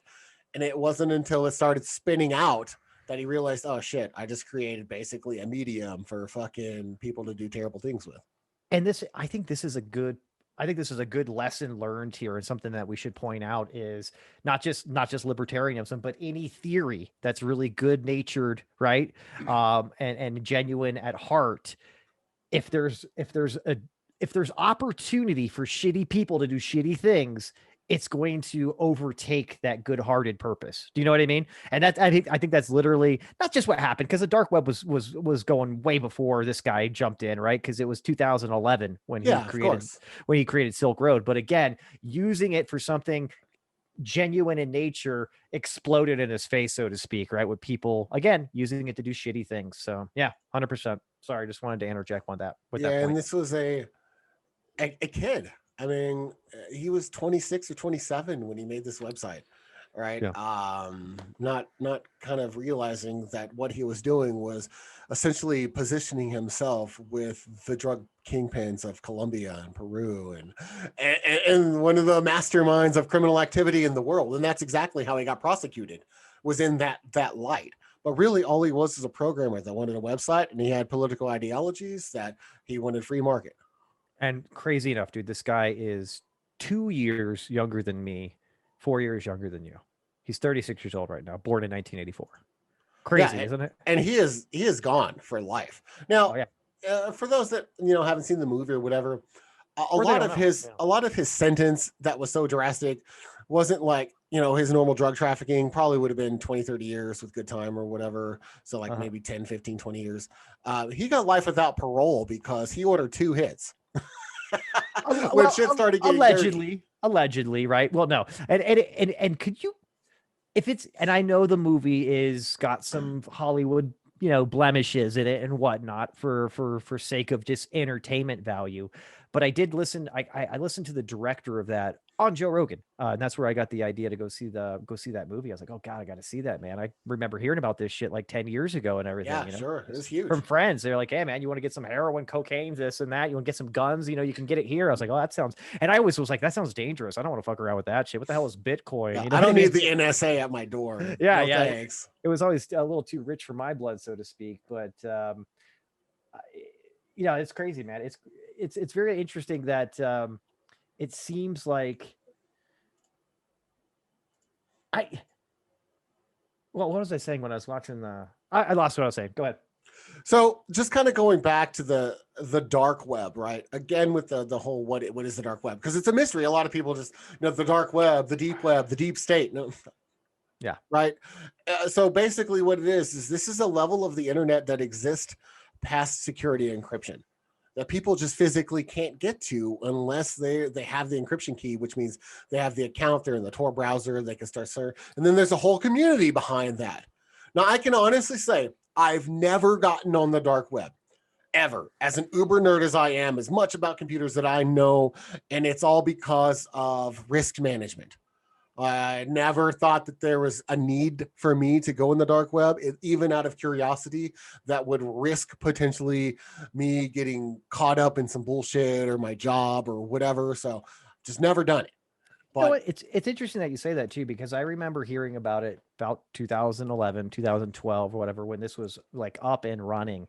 And I think for me, and because I could say at that time, there was still probably the curiosity within me to be like, dude, can I buy acid off the internet? Like, you think I can actually do that? I mean, it'd be kind of cool just to say you did it. The reason why I would never pull the trigger on that, even though everything's encrypted, is to me, there's still a hell of a lot more of a potential paper trail getting on the internet and doing anything than there is calling a fucking drug dealer. You know what I mean? Well, and paying somebody with cash. Now, maybe I'm just an old school guy. I like my drug dealers in a seedy alley. but do you know what I mean, though? That seems to me like it could be more tucked away and hidden than potentially leaving yourself, I think, naked on the internet, even though everything's encrypted. This guy still got busted, right? The guy Ross, what's his name? Ross. Well, and his accountant that was handling the escrow account. Yeah. He also got tracked down and he was encrypted. So a little insight into that. So I actually had looked that up years ago to see how the FBI is busting the dark web. Like, how are they going about doing that with the Tor browser? Because it seems like an impossible hunt, right? How do you do that? So from what I understood, federal agencies started buying Tor servers all around the world. This makes sense. And then they have the keys because they know that they have the keys on their server. They can just tap into some incoming and then outgoing, and they can start tracking it. And they just started buying up servers. So then the encryption started getting rendered moot. And how many millions or billions of dollars did the federal government spend on this? I don't know. Was it worth it in my mind to basically get a handle on mostly the drug war? Probably not. No, because it didn't even put a fucking dent into sex trafficking or child pornography. It just hasn't. I mean, I know because I'm very actively involved in both scenes. You know what I mean? No, hey, I remember what I was saying when I lost my train of thought. But you were talking about that he ordered 2 hits. When I was watching the director on Rogan and him chat, because here's the other thing: he never got an interview with this kid. It's just the guy won't take the interviews. You know what I mean? Yeah, so why? Because it's probably fuck the world at this point. Yeah. But he talked to his ex-girlfriend, the chick that was in the movie too, that was with him, other people, and that seems the way that happened. Did he order hits? Is that cop or whatever in the movie. I don't know if that's even real, right? The guy that's the beat old school cop gets put on cybercrime as a punishment. The DEA agent that got caught extorting him was very real. Okay. Well, what I'm saying though is the way that guy kind of communicated with him, it was scare tactics and then manipulation. So I have a hard time thinking that he was maliciously going out to try to kill somebody more than trying to be defensive and protect himself. You know what I mean? And it was pushed on him. It was very much like entrapment, blackmail. You know what I mean? It wasn't cool. Which I think it plays part of it. But at the end, it did say that the fact that the hits were fake never came up in the trial. Just that he did put hits out on people. But see, and that just leads me to say too, if you and I were on the phone privately, right? Be like, hey, look, hey man, tell you what, no, you're not a really violent person at nature, but something happens to your daughter or your son or your wife or something like that. Would you kill this motherfucker? You know what I mean? You're like, goddamn right I would. How would you do it? You know what I mean? That's pretty much like us recording that and me turning you in as a fucking murderer. You know what I mean? That's how flimsy this is. So for this kid to be, I think he's got like what, 10 life sentences or something ridiculous back to back, or multiple life sentences back to back. And the basis of this is that he ordered a couple of hits with it being pretty much coerced out of him, you know what I mean, and forced out of him under false pretense. It just, yeah, you know, I have a hard time, and it makes me actually pretty sad thinking about, okay, yeah, this guy did a bad thing at the end of the day. He broke the law, whatever, right? But Jesus Christ, for him to throw the kitchen sink at him and everything else with it. And again, 36-year-old kid that acted in defense and said, yeah, go out and, you know, make this guy quiet, you know, yeah, kill him, whatever, right? Under things that weren't even happening. That's tough, bro. That'd be a tough pill to swallow. I could see why the guy doesn't do interviews. That's all I'm saying. Yeah, and he's in jail forever, right? He'll die in jail, and you know, unless a president, you know, commutes a sentence or something. They were really hoping. It's the only way he's getting out. They were hoping that was going to be Trumpy baby, but I don't see why. They had a really weird like wish list for Trump's pardons. Like the Tiger King thought he was going to get pardoned. They even had like a fucking like makeshift limousine, like white trash vehicle, like ready to go with his entourage and all that shit. They thought they were going to get pardon this dude from Silk Road. None of that happened. You know, just some of his powerful, you know, financial people. Well, you know, that we know of. Sure. The president has a private pardon list as well. So really, I did not know that. He does not have to make his pardon list public. So there's always two lists. But that's interesting. Sorry, here nor there. Do I think the guy deserves life in prison? Probably not.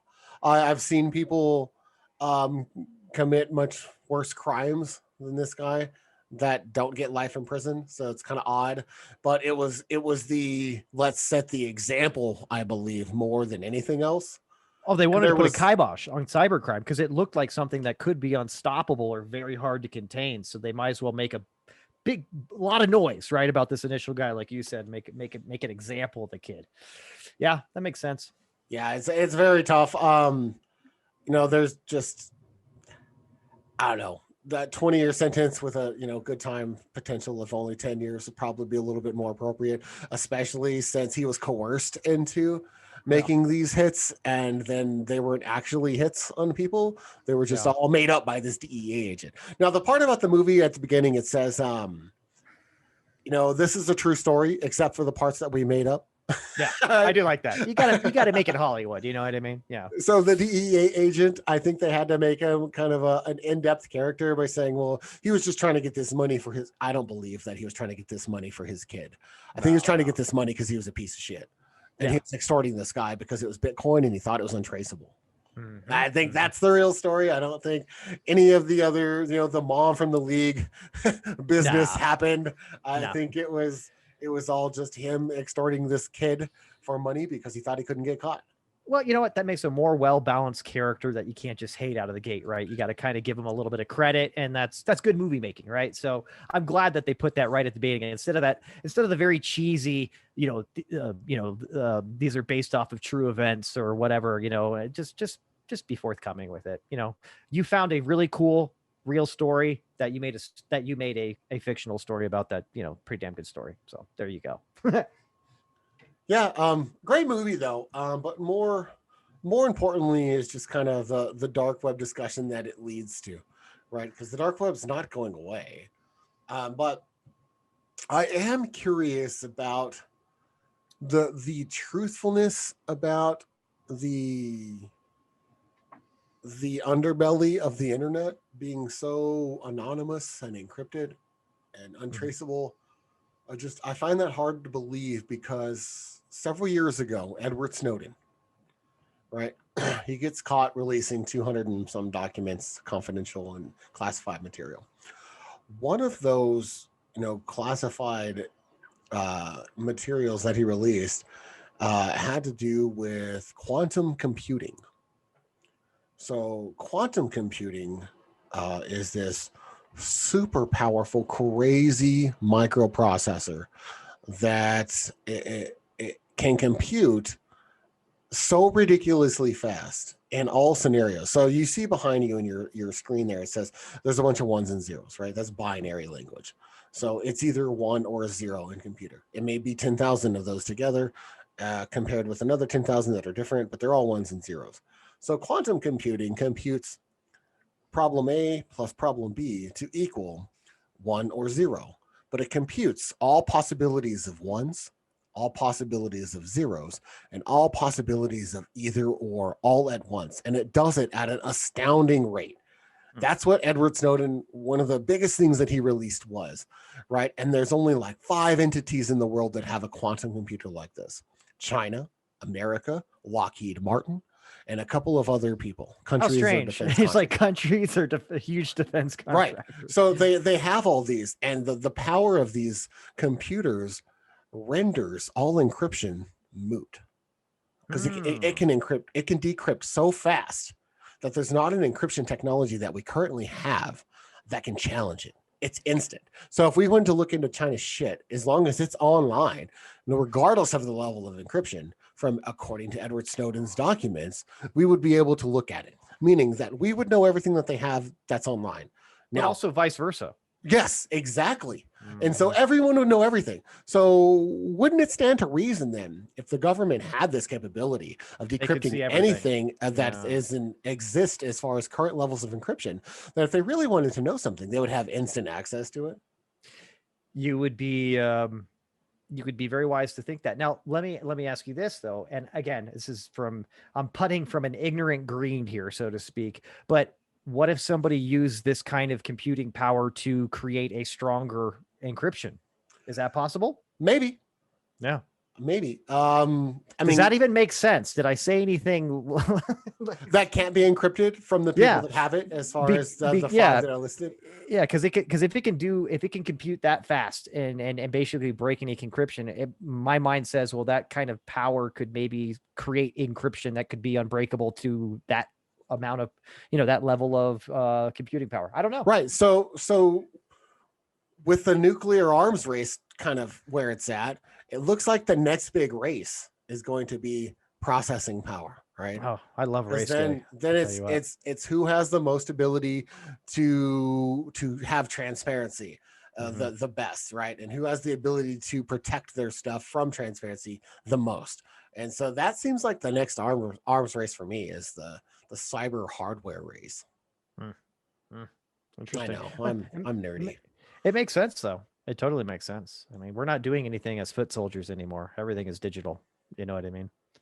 Right. And then all of this like dark web stuff, it just seems like things that are allowed to happen. Right. Yeah. To me, that's why ever since the Edward Snowden thing came out, and I really didn't pay much attention to it, but the one thing that I really grasped from the Edward Snowden stuff was the quantum computing bit. And that's when I was just like, that changes the landscape of really what's going on globally from the superpowers and the super corporate powers of the world. Jesus Christ. What that does in my mind too, is I'm kind of just playing that out in my head, is it really widens the net, so to speak, for the amount of people and governments and powers that are involved at the highest level to do very devious things, right? Because if this is all known shit, especially like all the human trafficking around the world and things like that, and people are just allowing it to happen because they have stake in it too. Wow.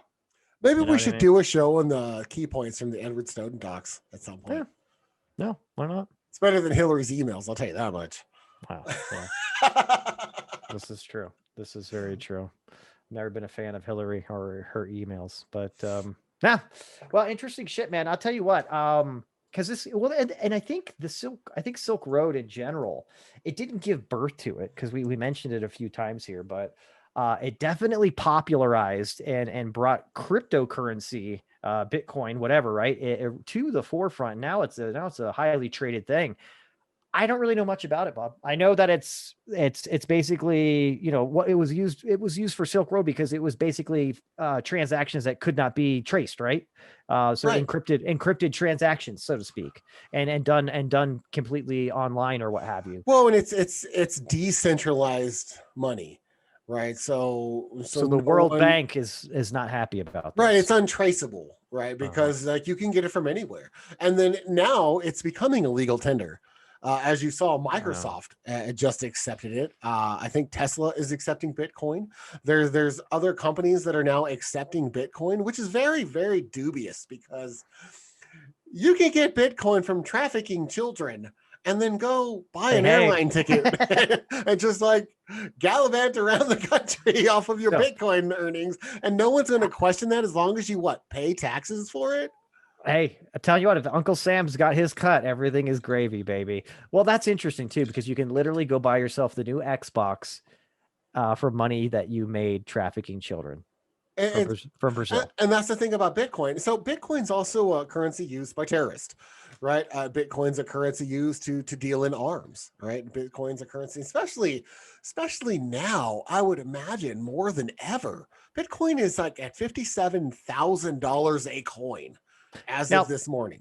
let's break this down here too, because this is something that was interesting. And I had a friend who had a Bitcoin wallet and used it a lot, probably from about 2010 to about 2018, what have you, right? I never really, I like, how did you like get more Bitcoin? Like, how does that process work? You, I mean, because it's you not so buy it. devious You now. buy it. So you just buy it. You just go to where do you go? Help me and the You just skippies out. go to an exchange, anywhere that sells Bitcoin, dude. I think you can buy it on Webull. You can buy it on Like, Coinbase. I know that for yeah, sure. Coinbase. I have a Coinbase account. I looked into buying Dojo Coin, but apparently you can't buy Dojo Coin anywhere. That's something stupid. We'll talk about that in a second. But Well, as far as Bitcoin goes, though, you used to be able to mine it.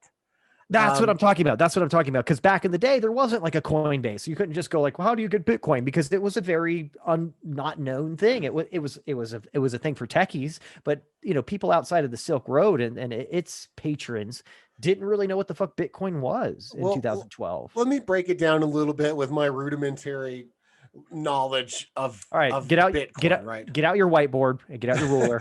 So Bitcoin is based off of an encryption level, right? So when it first came out in like 2008 or 9 or whatever, right? It was worth fucking nothing, right? Because it's tied to an encryption level, right? So that encryption takes a lot of blocks to decrypt, right? And then it breaks out another encryption level exponentially, right? So say you had 10 computers working on this, trying to decrypt this encryption, and you finally decrypt it. Well, then Bitcoin spits out 1,000 coins for that decryption, and now the total market value of the Bitcoin increases from. So let's start at 1,000.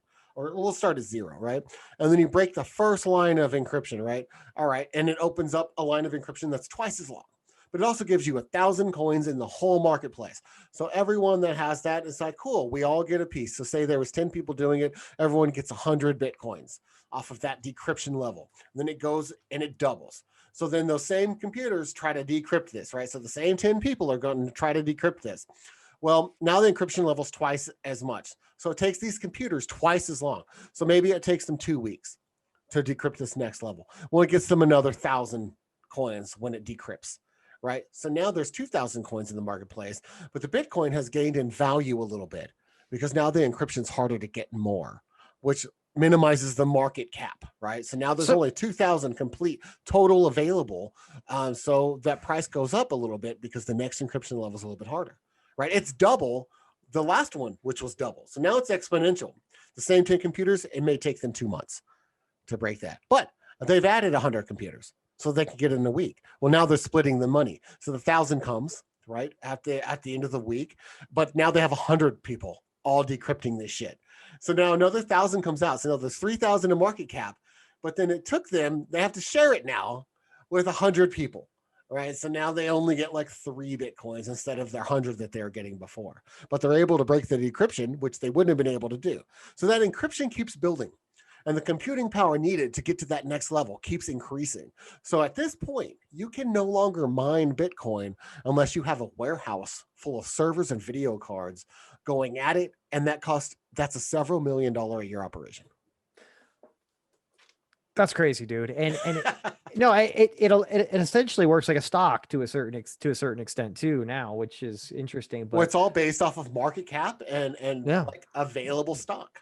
very similar to stocks, right? Yes. So yeah, that's why I'm just sitting there thinking, I'm like, I know here, this is just obvious now to anybody now in 2021. You're like, yes, it does operate like that now. It does raise. Well, and if you want to know why it has so much monetary value, well, okay. Well, so you run your computer, you run the shit out of your computer.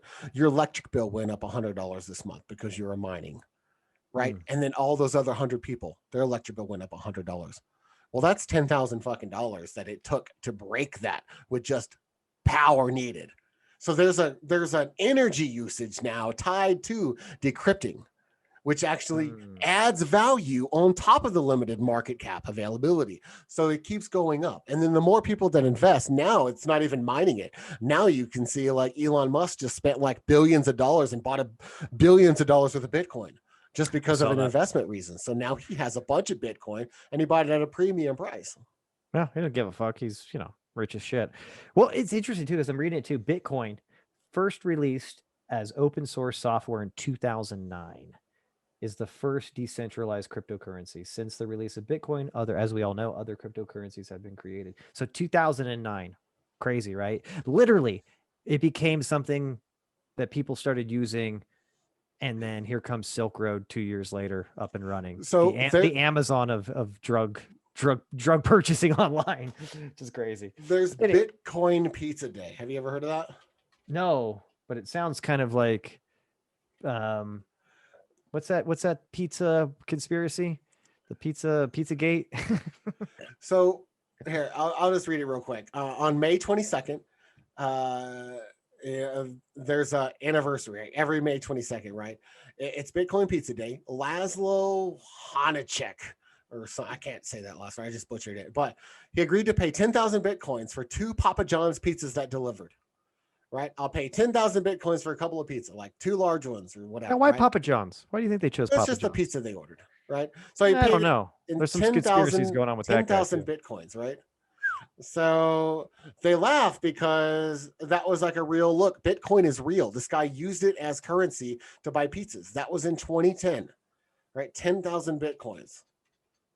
Can you imagine right now? Yeah, times that by what? $570 million pizzas.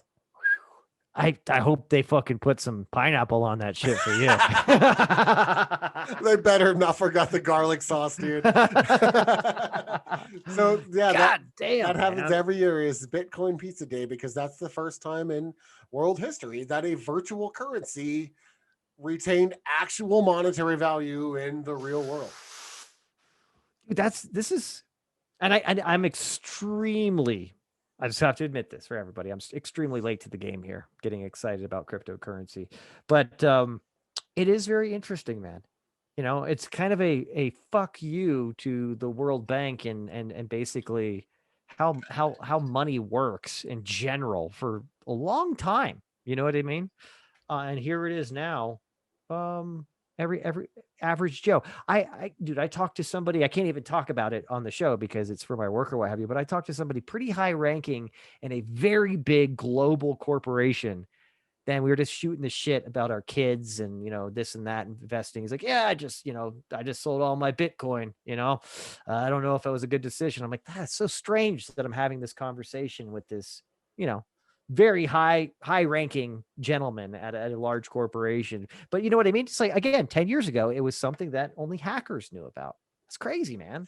Yeah. Crazy. And it's funny because I owned a computer store in 2010. I opened it. And in 2011, I was actually looking at mining Bitcoin just for Bob, you missed the boat, buddy. Oh man, I should have, because even if I'd only got a few Bitcoins out of it, it would have been worth hundreds of thousands today, and I would have just held on to them in my wallet that never goes away. You just hold can you imagine if Technex was literally just like a data of like just a cryptocurrency mining platform, and you had like 100 machines in there, just like you had huge giant fans and double air conditioning units just to keep it's not even that, dude. You you can dip your video cards into liquid nitrogen so that you can overclock them way past specifications and still keep them cool. I mean, that's the kind of operation that people are running. Just warehouse full of shelves or just with video cards dipped into liquid nitrogen with their fucking suits on and their gloves and shit. I'm telling you, it's a crazy operation. So what killed the Terminator, Arnold Schwarzenegger, and Terminator 2 literally is what they're using to make these things still work while they're doing their job. That's hardcore. To this day, Scott, you cannot buy a newly released video card at the value that it is. Everyone buys all the cards. So AMD or no, it was NVIDIA. NVIDIA released a new video card maybe 6 months ago, the 3000 series cards, right? Normally when they release a card, it's around $1,000 to $1,200 for top of the line video cards, right? You can't get them for less than $2,500 because all of the people bought them for fucking crypto mining. They're gone. You cannot even buy one. Everywhere sold out. Anytime new cards are released, everyone sells out. And it's not just the modern card because they have these bots that'll buy them as soon as they go and they automatically put them on eBay for double the price, right? And so not just those, but the 2000 series cards, they're really hard to find. Even the 1000 series cards are double the price. I bought a card from my computer for $220 last July. I looked at that same card today because, computer hardware obviously appreciates. Right. The same card that I bought is now $700. Wow. Because the new cards released and it caused a boom in all the mining and all the miners bought all the cards. That's just how it goes every time. And then everyone else takes advantage of the market and buys the cards to turn profits on eBay or whatever. It's a snowball effect to where now if you're trying to build a computer, it's terrible. It's awfully expensive because they're driving the market value for these cards up so high. And it's all because of mining. Hey, all I'm saying, and my big takeaway from that is no investment advice, but I am a shareholder in NVIDIA and AMD. That's all I'm going to say. Yeah, and I'm also looking to buy like 10,000 Dojo Coins too. Hey, get in there. Got to get them while they're low. Yeah. They're worth 5 cents a piece right now. Oh, there it is right here. Dojo Coin is a cryptocurrency invented by software engineer Billy Marcus and Jackson Palmer, who decided to create a payment system that is instant, fun, and free from traditional banking fees.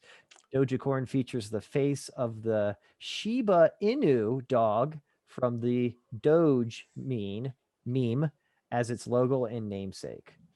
Yeah, and I think earlier today it was like 5.7 cents. Yeah, 5.7 cents. That's where it's at right now.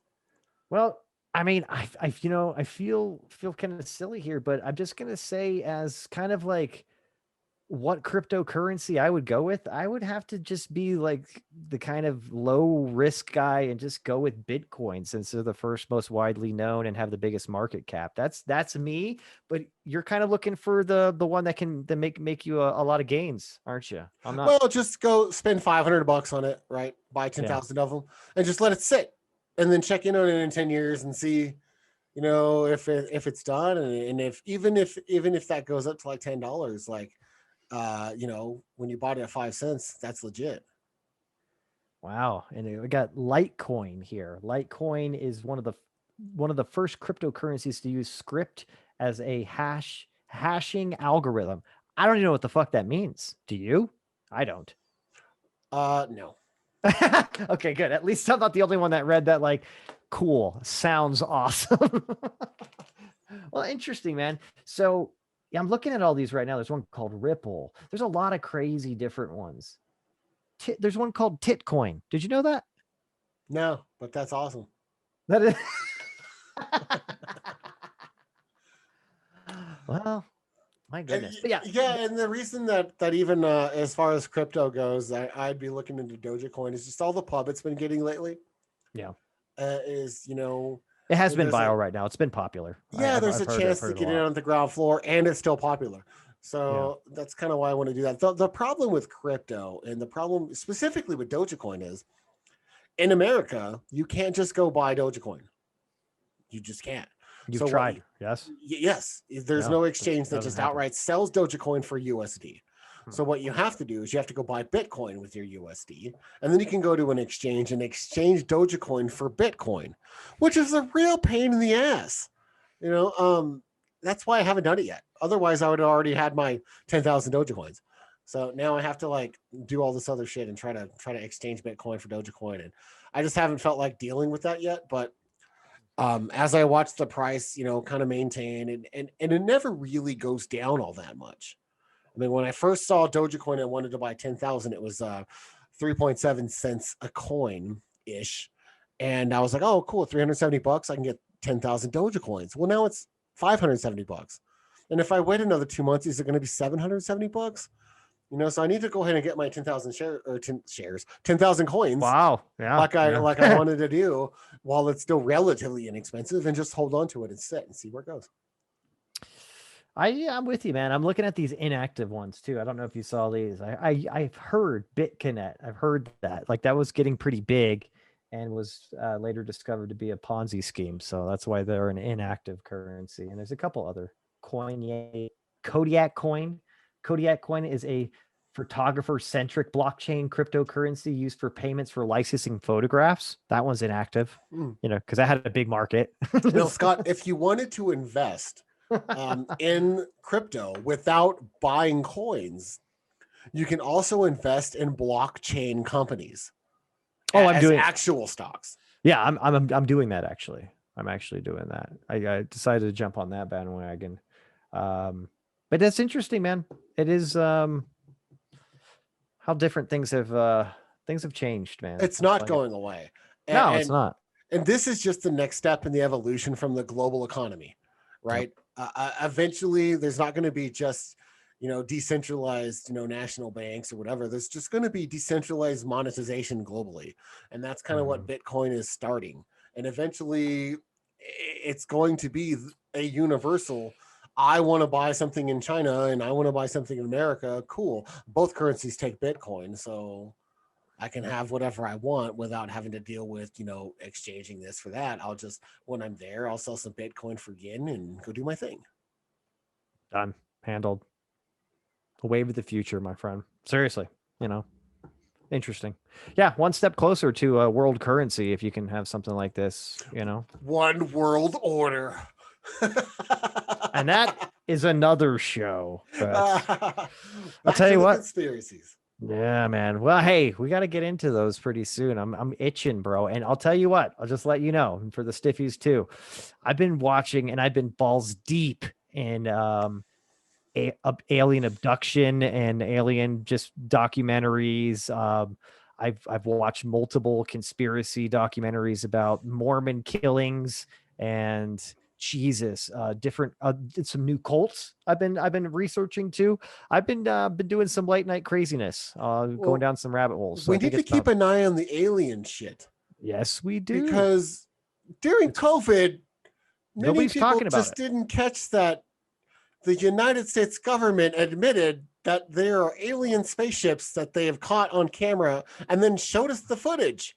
But everyone's like, oh, I need to wear my mask, or fucking I don't have to wear a mask because of my freedom. Or meanwhile, the government's like, oh, this is a good time. Hey, guys, there's aliens.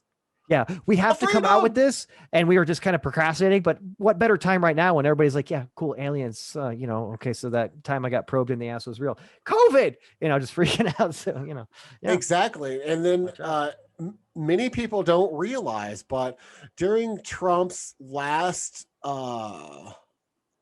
was it the last COVID relief package that came in December? He actually had included in that package to declassify all information relating to that, right? Relating to UFOs that the militaries had within 6 months. So that means that by May or June, we should be seeing a lot more public-facing information. Because Biden can't executive order this one away, even if he wanted to, because it was signed into law. And there's not going to be a whole lot of things that are going to get signed into law in our current state of politics with how close the Senate is right now. So I expect that in the next few months, we're going to see a lot more alien shit. So we definitely need to keep an eye on it. I like what you did there, Bob. And you know what? That tickles my fancy. I just got a chub. Because I want to get balls deep in some aliens. I mean, I don't even care if that's taken out of context or not, or if they take it literally. I'm ready, guys. You know what I mean? Take me away. I'll go up in that little spaceship. Shit, fuck it. No, exciting stuff. So yeah, I think we have some stuff we need to talk about after the show about, the next couple of months of the show, because we're going to have to get back in there. So if you guys don't like conspiracies or, aliens having sex with Bob, you might want to tune out for a little while. That's all I'm saying. Because it's coming. So am I. Ooh. Well, hey, I think we're about out of time for this one, buddy. Great fucking show, as always, Bob. And you brought some rich content. Thank you for being here today, because if this was my topic by myself, it would have been really funny to listen to actually listen to the episode. Bill Scott's talking about computer shit all by himself. Let's see how this goes. So thanks for bringing some level of expertise. Siri, like, reading some websites. But no, seriously, thank you for bringing some expertise and some know-how to the conversation, because it obviously gave it a lot more body, my friend. But guys, thank you so much for joining us. I'll help you out a little here, Bob. I mean, I know you say it ad nauseum and you probably get sick of it here, but you can still be a patron for the show. With Patreon, we got that going on too. It'd be great. It'd be really, really super nice if some of our avid listeners. Scott needs a new camera, apparently. Yeah, my camera's on the fritz, and we've had some recent audio troubles and things like that, all due to lack of patrons. That's right. It's your fault. Yeah, so I'll just say that. So if you like the show, get in there, support us. And if not, guys, we always continued the love. Everybody's really great. Get in there, check us out on YouTube. Always got the live show. Check us out on TikTok at Real Bob West. I challenge all the stiffies to duet our Irish slammer. Yes. And I checked too. It's just at Scott Casanova. It's not very creative or whatever for my TikTok handle or what have you. But yes, get it in there. Check us out on social media, podcast platforms, like and subscribe on YouTube. And you know what, guys? Until next week, love you all. Take care. See ya.